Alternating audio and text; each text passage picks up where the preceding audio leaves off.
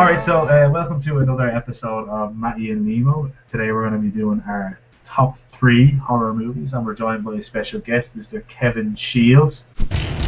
He's the lad with the massive headphones on his head, and also sitting with just a slight crack in the curtain, so the sun is just coming in a little bit. I like. All intentional. All intentional. Yeah, you can tell it's all about lighting and whatnot. Sets the mood. So we're going to do our top 3 horror movies of all times. Of all time. I teach English to children, lads. This is the level these kids are going to be fucking learning at. I came up with a top 10, and I think Kevin did as well. I think Liam has a top 7. That's good. I've had more. I was just going to do basically list my 3 proper favourites, but the 3 I'm going to do today are 3 you could say unheard of. Okay, so then it turns out I'm the only dick that has the top 10. Alright, number 10, the original Nightmare on Elm Street. Freddy Krueger scared the bollocks out of me when I was a kid, so there you go. Number 9, the original Evil Dead, classic. Number 8, Scream, just because I remember watching that so many times when I was a teenager, so it will always have a special place in my heart. Number 7, The Exorcist. There's no explanation needed whatsoever on that one. Number 6 is it's a bit of a left field. Insidious. I really enjoyed that film till the ending. The first hour, I think, is absolutely exceptional. Proper atmosphere, and you're on the edge of your seat the whole time. Then it just decided to go, right, we need to try and find a way to finish this. Let's show as much as we can and fucking ruin the whole thing. Yeah, it was like Goosebumps.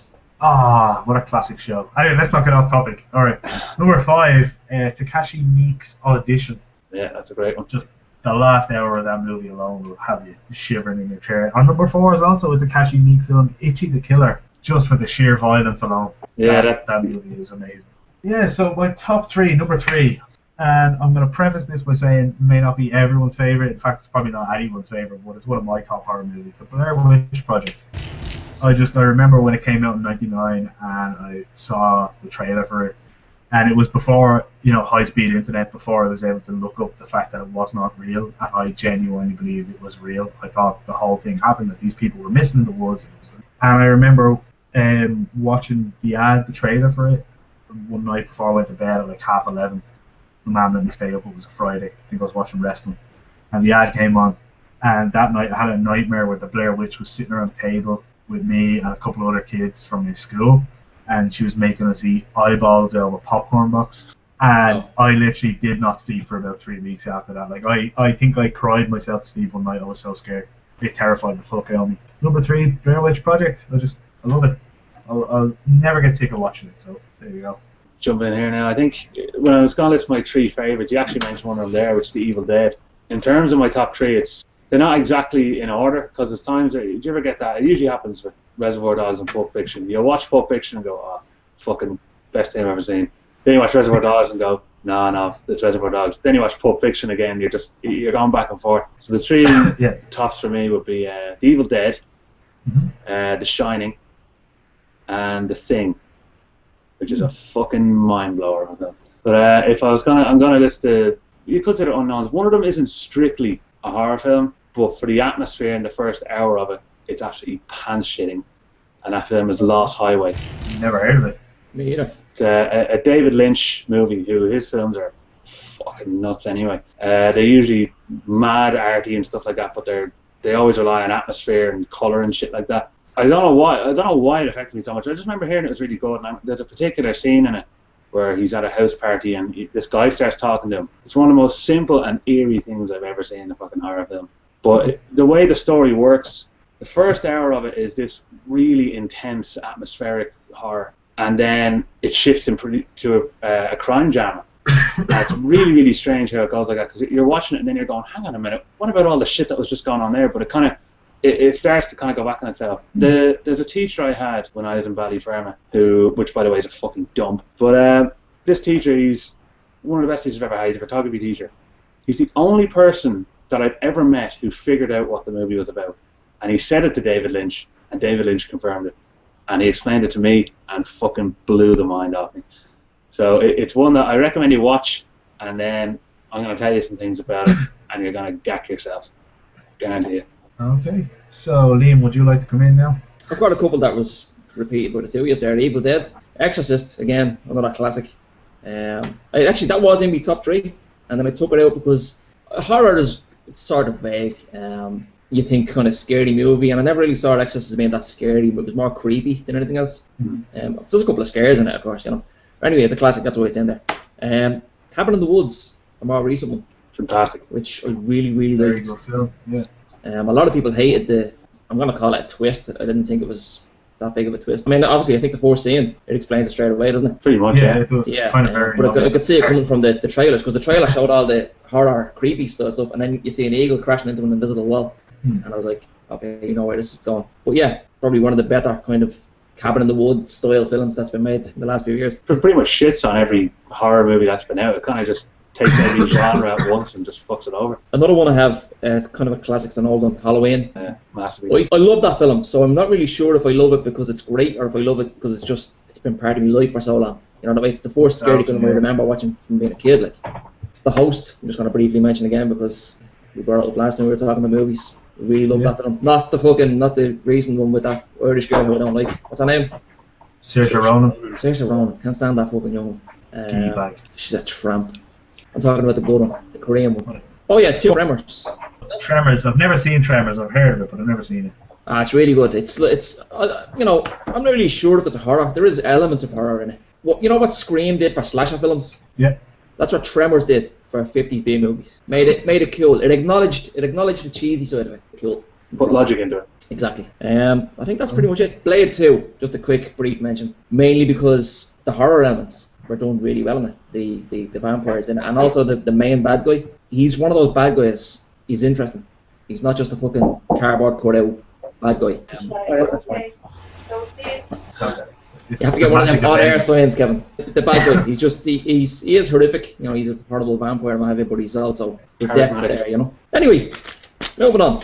The Thing, which you mentioned earlier, I just really, really like it. It's an obvious horror. It's a shoe into the horror category because it's just full of horror. I was reading up on it actually. When it first came out, there was a lot of negativity towards it. That they overdid the gore and they overdid the horror elements, and it was just it took away from the story and what have you. I don't see that, but that could be just because, like Halloween, it's been part of my life for so long that I can't. I'm maybe not in the best position to give it a proper critique, is what I'm trying to say here. Well, I think a lot of problems people would have had with it, and this goes for anything nowadays even, is when you, well actually, maybe not as much nowadays, but when you show things, people aren't happy. There's like Peeping Tom and Psycho. Psycho, you don't see a single cut actually happen in it. Yeah. But it has everyone going, oh, you just see someone stabbed to death. But Peeping Tom showed everything. So they said, oh, that movie's garbage, it's horrible, it's disgusting, no one wants to see it. It's actually a fantastic film, but it's because it showed it. So in The Thing, especially when it was a remake of the 50s one, which is very B-movie looking, when you have pretty much explicit gore and this full of swearing, and I don't think there's any nudity written, but it's just the whole atmosphere to it. Yeah. People are probably saying, oh, this is far too much. That's actually a really good point, yeah, and I take that on board. And in fact, when Mattie was talking about the Blair Witch Project, that went the other way. It didn't show anything. Yeah. Yes. And as much as I think it's a great, it is a good film, and it's groundbreaking and all that, it has very, very little rewatch value. And I have rewatched it, and I don't really get much from the rewatches. The second rewatch, yeah. Third, fourth, no. I think it's one of those films that, because, I mean, it happens a lot with it, especially with horror, but when you know what's coming, the effect is pretty much lost on it. Yeah. Especially when it's all build up and stuff like that, so it kind of might not work like that. But there was, at the Horror-thon there back in October, there was a film called The Borderlands, which is one of the best horrors I've seen in a long time now. And it's kind of that style. It's all kind of headcanons in a really old forest and stuff like that. But it's not dumb. The way it's done is really legit, and it's just the atmosphere. I think we've lost your sound there, have we? Or is it just me? Yeah, I didn't hear anything there. Yeah, so some great choices there, lads. I love your style. Anyway, my number 2 is a Korean movie. Excellent Korean movie. The director, I cannot remember. I'm going to check it out now. The name of it is I Saw the Devil, starring Min-sik Choi and Lee Byung-hun, which I love saying his name because it sounds like well-hung, which I just think is hilarious. But yeah, I Saw the Devil. Excellent movie. That was Kim Ji-woon, I think. Let's see if Kevin's trivia is correct. If I got that right, I am the king. Kim Ji-woon. Very nice. This movie is excellent. One of the best horror movies I've ever seen. Violent to the point of it had to be seriously cut before it could be released in Korea. I think they've cut a lot of it. The uncut version, as far as I know, is the same as the cut version. I don't think they added very much back into it. But just great performances from Sick Choi and the other lad whose name I just don't want to say again because it's just a pain in the arse to pronounce. But yeah, it's basically about a serial killer who kills the girlfriend or wife. I'm not sure if they were a wife, but she was pregnant as well, which makes him a more evil bastard. And so he kills this woman, and this cop just basically goes after him and just toys with him and tortures him, essentially puts a little tracking device in him. And it's like a game of cat and mouse, a very, very, very violent game of cat and mouse. There's like stabbing, strangulation, bags over heads. And scratchy. Yes, yeah, with the occasional sexual assault. It's not easy to scratchy without a sexual assault. Poochie was the one that got it the most, I think. Yeah, no, just a great movie. I really, really love it. It's in my Blu-ray collection, but I didn't see it in the cinema because I don't think it had a release in Ireland. But I saw an extra vision while I was working there, got it, and fell in love with it. Very, very, very good film that I would recommend for everyone. You saw it in extra vision? Like it was on one of the TVs in the shop? No way. I wish. Jesus Christ, I think I definitely would have got sacked if I put that on. No, when I say I saw an extra vision, I mean we got it in. We got one copy in to rent. You know, we got fucking 75 copies of Law-Abiding Citizen or something ridiculous like that. We get one copy of a class film. Like. In terms of I Saw the Devil, though, here's a fun fact for you. I've been waiting to see it for a long time, and then John, who you mentioned briefly, so another shout out there, gave me a €11 copy for a night. And here's a fun fact about it. Your copy is slightly cut. Is it? Yeah, the UK actually got more censored than Korea. It was mainly the stuff to do with the cannibalism. There's bits of dialogue they had to take out because they didn't want to really make too much note of it. But also, I think there's a part with an Achilles heel being cut out, which is slightly more violent than the Korean one. Jesus. Yeah, so that's my fact of the I day. was led to believe that version was kind of the least edited version. Yeah, scumbags. Still a class movie, to be honest. Oh, phenomenal. Still a brilliant, brilliant movie. I will actually consider getting the Korean version, though. So, yeah, that's my number 2. I Saw the Devil. If you get a chance, you should definitely sit down and watch it. It's a really good film. Yeah, sounds good. Yeah, I'll take it here now. The film I'm going to mention now is one I found out about by accident. I'm delighted I did because it's become one of my favourites ever. And it's one I actually want to buy because it's only recently been put on Blu-ray. But it's a German film from 1983 called Angst. And that translates, I think, to fear. And then I think in France they call it schizophrenia. So if you find it under any of them titles, give it a look. But it's probably the most advanced, ahead of its time film I had ever seen in my life. I don't know how they did some of the stuff in it. Like, I don't know if anyone here has seen Mean Streets. Yes. It's in that they introduced the story cam.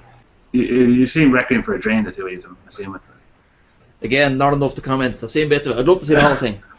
Well, in that, it utilised something that everyone go, oh, that was amazing. And then people go, no, they did that in Mean Streets first, so you're kind of phrasing the wrong thing, where it's basically a camera attached to you, so it's right in your face. So if you're moving around, you're going to be in the middle of the screen all the time with the background to move. And everyone thought, geez, that's absolutely unbelievable. This film, I have still not seen a film that has done this. Had a snorri cam that spins around you. So he's running through the forest, and the camera's attached to him, but it's going around him at the same time. And I just remember going, this is the most fucking surreal thing I've ever seen in my whole life. But on top of it being visually savage, it's fucking intense as hell. I don't know his name in it now. I don't remember a lot of the names, especially like in German or French films. I never remember the names for some reason. They just never stick. But he's a lunatic who is literally just released from prison after killing an old woman in cold blood. And he basically, it's almost like a sexual urge, but it isn't at the same time. He really, really, really wants to kill again.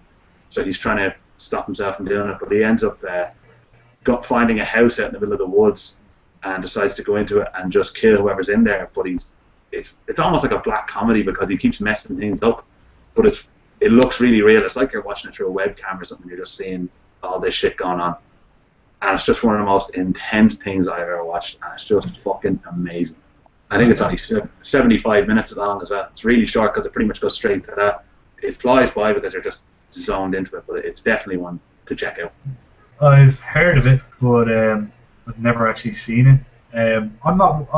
I mentioned I saw The Devil and I thought about the violence in it. I'm all for violence in ways, in certain things, but films like films that are too real for me, sometimes they bother me. I'm not sure if that's because I haven't been desensitized by the internet yet. I don't think I've been exposed yet, because films like that to me wouldn't be something that would appeal to me. You've probably seen Kevin Mordom, the August Underground film. Yeah, absolute shit. Yes. Now, see, I've heard of that movie, but I cannot watch it. I cannot bring myself to watch it. Not because of any other reason except for the fact that I've heard the violence is very real. It's just something that would really, really fuck with me and really bother me. You know, things like, I know there's a scene in it where one of the characters basically rapes a dead corpse of a child. Wow. Do you know what I mean? And something like that would really, really fuck with me. Like, that would stay with me for weeks, months. It would bother me. Do you know what I mean? So I don't like watching things like that. I think the only way it would bother you is because of how shit it is. Because it's laughably bad. Like, it's like going in and going, right, I'm going to do a movie where I fucking rape 20 babies and then shoot them all in the head at the end. You're going to hear that and go, geez, that sounds horrifying. But when you watch it, you're there going, this is the stupidest thing I've ever seen. Because it's so try-hard and so dumb. I don't know what your opinion is on realistic violence in films, Liam. Yeah, I'm not a huge fan of that kind of thing. Kind of for the same reason that you were saying, that it disturbs you if it's too real. But just something that you mentioned there a second ago, Kevin, the whole thing about something seeming like a realistic scenario, like it could happen in a house down the road from you, let's say. Not a big fan of horrors or scary movies, that kind of thing, but I do enjoy films like that. Like, I'm trying to think of an example from, what was that one with Liv Tyler? The Strangers? Yeah. Oh. That was a remake of Ills, which I actually only watched Ills the other day. It's called Them. That was way better. Right. But films like that, and there's another one, No Vacancy, I think it was called. Yeah, with Is it Wilson? What's his name? Luke Wilson. Is it Luke Wilson? Yeah. Same again, and neither one of those are like classic films that are constantly referenced or anything like that. But I enjoyed the aspect of them that you really felt like this is something that could happen. Yeah. You know what I mean? So it does. You feel the tension, because and it's down to the actors as well, making it feel realistic. In both cases, in both of those films, they both of them sold it really well. You know. I just think that sometimes it could be a little bit too much. Like, not that it's too. I mean, I understand why people are doing it in certain cases. Obviously, Mordom would be a film where it's just two lads trying to go for shock value, I believe. But something like Irreversible, Gaspar Noé. How do you say his name? Noé or No? I think like it's Noé. I've always called it No, though. Yeah, he's French, so it probably is Noé, but fucking he's French, so it's No for us. But like that movie is a fucking brilliant movie, okay? And when you see the start of the movie, and then as you get through the movie, you realize why the violence took place at the very start of the movie. But that scene it's not a spoiler to say this because it's one of the most referenced rape scenes probably in cinema. Yeah. That scene is so brutal to watch, and it feels like it's never going to end. It goes on for so long. And it's so violent and realistic. Do you know what I mean? That when I watched it for the first time, it made the movie in the context, but I haven't been able to sit through it again. It gets to that part and I kind of just skim through it. Do you know what I mean? Because it does bother me. So I think maybe it's just I'm not desensitized. Like, even on Reddit the other night, there was a video of a public execution for rape. I think it was in Iran or India or something like that, and the video had footage of the rape in it. Okay. And me knowing that was on Reddit, that was on this site that I was looking at, I went off Reddit. Yeah. I didn't go on it for the rest of the night. Because something like that, I don't know why, I think it would just really fuck with me, so I can't watch things like that. Go back onto the topic, but just to finish off something when you were saying a bit irreversible there, it makes me sound like a weirdo, because I've seen the film must be 5 or 6 times, because I think it's fantastic. But the worst part of that entire rape scene isn't even the rape. It's in the background, you see the silhouette of someone coming into the alleyway, seeing what's happening, and then just leaving because they don't want to get involved. Yeah. Every time I see that, I'm like, that's the worst thing in this entire scene. It's just fucking soul destroying. Yeah. But anyway, Angst is my second one, and I highly recommend it. Me? Yeah, my number 2 is Alien. Okay. I was gonna say the entire Alien franchise, the way you did with Harry Potter in the first top 5 video, but that was only top 10 stuff, so maybe not. Maybe I'll just stick with Alien for this. It's it is a horror. It's maybe more in the kind of Exorcist realm of horrors, where it's more about the tension and the, you know, the cold creepiness and not knowing when certain things are gonna happen, and less about the horror. But because of the horror elements, that's why it gets into this list. I totally agree with you. It's one that, again, one of the most important parts of horror for me is atmosphere, and that relies heavily on it. Especially any scene where they're kind of going through vents or anything, is you're terrified for them because you just see a blinking dot coming after them. Yeah, and that's all you get. You don't know what the fuck's actually chasing them. What's it even look like? And you only get a glimpse of it then. Like for the rest of the film, it's all build up, which I think is massively important. True. That's one of the great things about it as well, and obviously it's down to special effects and budget and all that. The fact that you don't see the alien so much. If they had the money back then, and if they had the technology, of course you would have seen the alien constantly. It's one of those things where the budget made a film better than it possibly could have been. If that film had been made 20 years later, it would have been forgettable.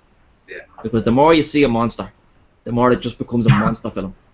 Yeah. Do you know what I mean? Whereas this Alien isn't a monster film. There's a monster in it, obviously.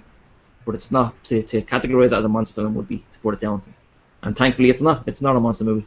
Because you see the monster for about 20 seconds in total, you know? You know, I was just going to say, I agree as well. It's a class movie.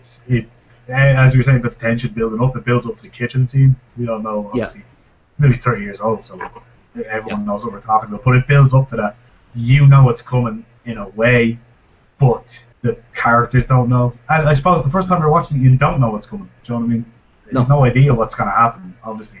But I'm like, the build-up is so intense that you're waiting for something to happen, and when something like that happens, I just thought it was, it's definitely. Yeah. My only qualm was that you said you were going to mention the entire Alien franchise.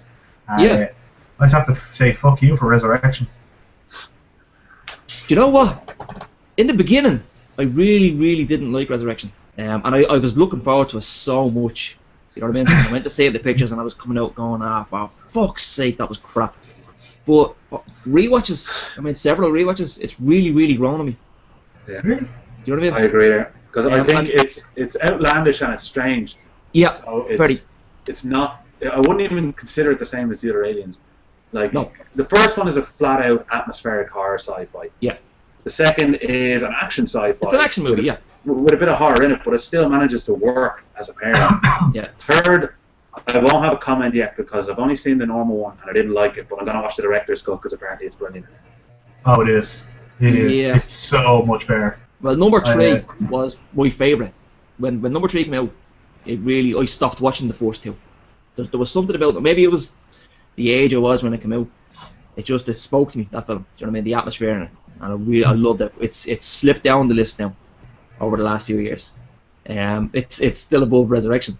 But but you know what's great? What I was going to say the whole franchise was that they are 4 completely different films.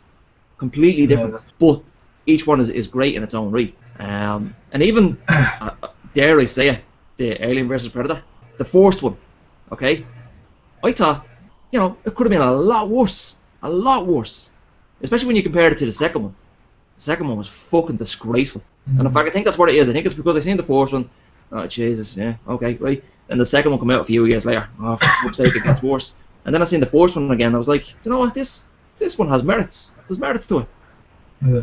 It's not up there. It's not up there with the rest of the Alien films, but it fills a gap in the universe that the fans wanted to see. I think that's like saying, though, that, watching someone get hit by a car is horrible, but then seeing someone being raped is even worse. So, on hindsight, the car accident has merits.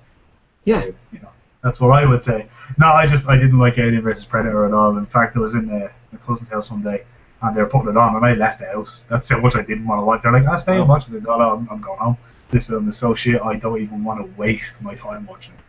That was the second one. The first one, I probably would have sat through it for the crack, but I would have violently ripped it apart. Yeah, it's awful.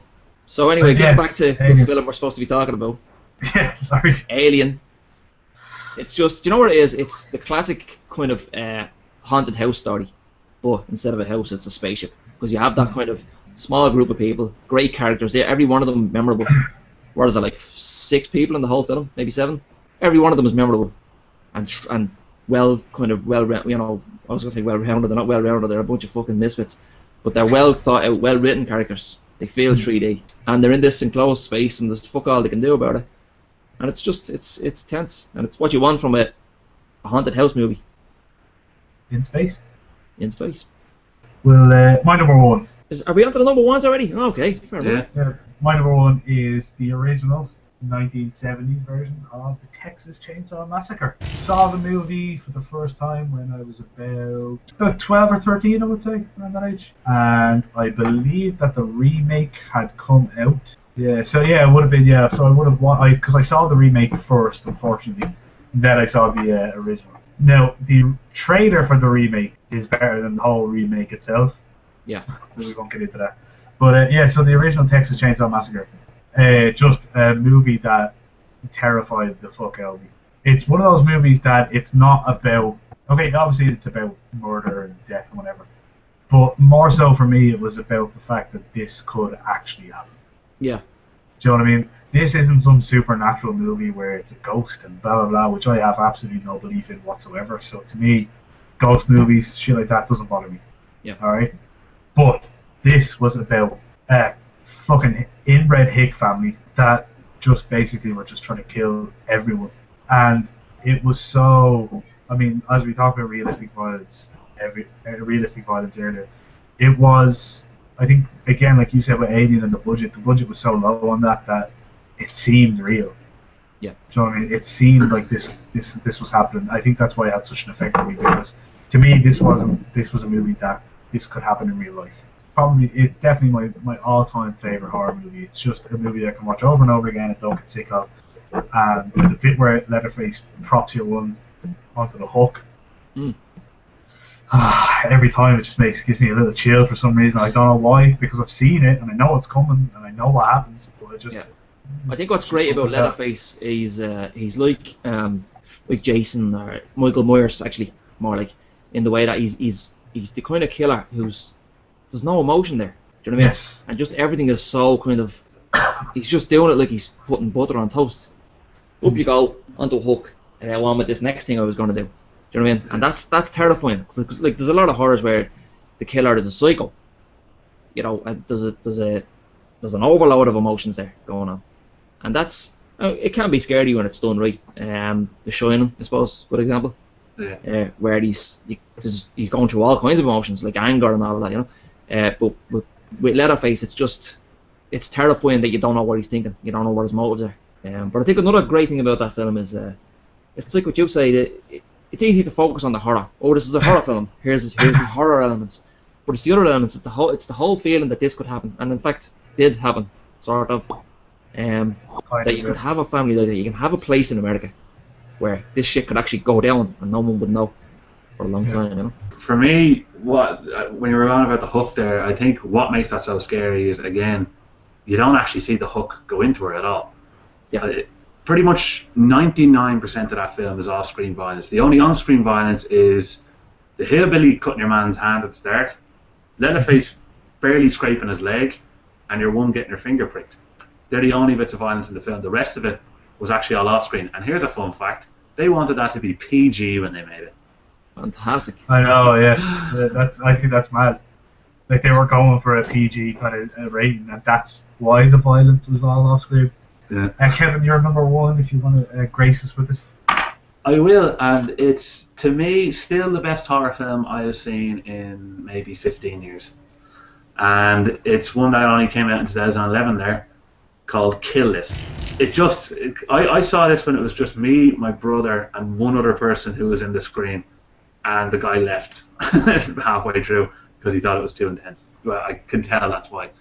It's done by an English guy called Ben Wheatley, and he's, to me, the Stanley Kubrick of our generation. When you see the stuff he does, it's actually mind-blowing. And if they want to make this Dr. Sleep Shining sequel, they have to pick him or nobody else. That's what I say about that. But the film itself it's 90 minutes long, but it's split kind of into 3 different genres. The first half hour of it is fairly serious drama. Then the next half hour is 10 out of 10 intense thriller. And you're literally on the edge of your seat, and the music and everything, you almost feel ill with how intense it is. and then the last half hour is Wicker Man-esque pagan horror. So it's just insanity all the way through. But it follows a guy who he was a soldier in Kiev, and it's a botched job that he had over there, and he's back in England now, and he's kind of trying to adjust to life. But him and his best friend are now contract killers, and this guy who basically offers them a job and gives them the kill list of 4 people they need to kill. And it's about them basically preparing to do these jobs. Serious drama, hitman thriller, and pagan horror all in one. And I think you'll just be on the edge of your seat the entire time. But it's... I don't want to reveal anything about it because I want you to... Don't. This is one to sit down and watch tonight if you get the chance. Yeah. But it's just absolutely phenomenal. And it stars some English actors you'd have seen around the place. Like if you've seen the likes of Nail by Mouth, or even that series that was on TV, Utopia and Black Mirror, there's a couple of actors that are in that are also in this. We saw Nail by Mouth. Yeah, now one of the characters is only in a really brief. Super depressing. It's rough. So, Liam, do you want to let us know your number 1 horror movie? Number 1, I'm like really scared to announce this. Poltergeist. Okay. I can see why Matt won't be happy with that, but I still, funnily enough, as a horror aficionado, have not seen Poltergeist. What? Yeah. Oh man. So it's one that, like, I've actually made a plan for the end of this year to catch up on all the 2013 movies that I wanted to see, because I do a big list at the end of every year. Yeah. And review them, but I'm going to catch up, because I've been doing lists online of like, oh, have you seen these horrors? I'm like, there's a shitload of these that I've had for years and I still haven't watched. So what I'm going to do is I'm going to catch up on all the horrors that I've wanted to watch for years and all the films of the year. So I have a packed schedule, but Poltergeist is on that list, you'll be happy to know. Brilliant. That's well worth a watch. Of the 3 films, my number 3 was probably the most adequate to fit into the horror category. The Thing. It's got an awful lot of horror in it. Alien, less. Poltergeist, even less again. But that's the kind of thing I'm not a big horror movie fan. So for me to have a top 3 list, they've got to be films that just they appeal to me on other levels as well as just the horror level, like, you know. And Poltergeist is up there. And same again, like the other 2 films. You're talking 1982 for Poltergeist, which actually that was The Thing as well, 1982, and Blade Runner. So what a fucking year for movies. Again, like the other films, it's one of those films I've been watching since I was a kid, and there's so many levels to it that I enjoy. There's so many effects that I don't really like so much. They look kind of crappy looking now, you know. Spielberg directed it. Now some other guy was like the main director, and Spielberg was sort of there as like a co-director type thing, but according to most sources he did all the work, and the other guy even backs out. And I just think you can see it, and it's something I only realised a few years, probably 5 years ago, that I copped on that it was a Spielberg movie. I don't know why I never copped on before. Maybe it's not prominent in the credits, but as soon as I seen it this one time I was watching it, I was like, holy shit, that's why it's so fucking good. Do you know what I mean? It has his stamp, you know, that Spielberg feel where he nails the whole kind of realistic family life type thing. Yeah. If you think Another thing I about wanted to mention was the music in Poltergeist is Jerry Goldsmith, which normally Spielberg would work with John Williams. But for whatever reason, it's Jerry Goldsmith, and it's I don't know if you're familiar with the tune theme, even though you haven't seen the film, Kevin. I'm sure you must have heard it. If I heard it, I'd know it, but it's not ringing a bell. Absolutely beautiful. And like the way I mentioned The Ring the last time we were talking about films, same again, it's the music, and it's the kind of thing where when guys are making horror films, they don't get the top composers to make music because it's just horror, so it's just or whatever, you know, just bullshit sounds from a fucking violin and a tuba or whatever. This is music. This is good stuff. And actually, Alien as well, my number 2. Jerry Goldsmith again, great music. Although Alien, the music in that, it's not the kind of tune you're going to be humming to yourself in the shower. I can't even think what it sounds like now, but when I hear it, it's absolutely classic. It's this mental image of you singing the Poltergeist song in the shower. Just fucking washing your back doing the Poltergeist tune. But with The Thing, Ennio Morricone did The Thing. That's correct, yeah. And The Thing theme tune, the atmosphere of that is one of my favourite fucking things ever. It's just like again, actually, that tune, it's not the kind of tune you're going to be able to whistle off the top of your head. But the minute you hear it, well, I'm sure you can. But when you hear it, and also in the remake, which we both actually hate now, they took I don't know if they directly took the tunes, the melodies or anything like that, but they definitely took the tone You know, they took the feel of the original music, and the minute you hear it, it's actually the best thing about the film. So yeah, thanks for watching this top 3 horror movie video. Some interesting choices, some controversial choices. When Liam mentioned the Alien franchise, I nearly hopped on a plane and punched him in the face, but he explained himself, so I'll let it go. But yeah, thanks for watching. Well, that's why you're not a regular host.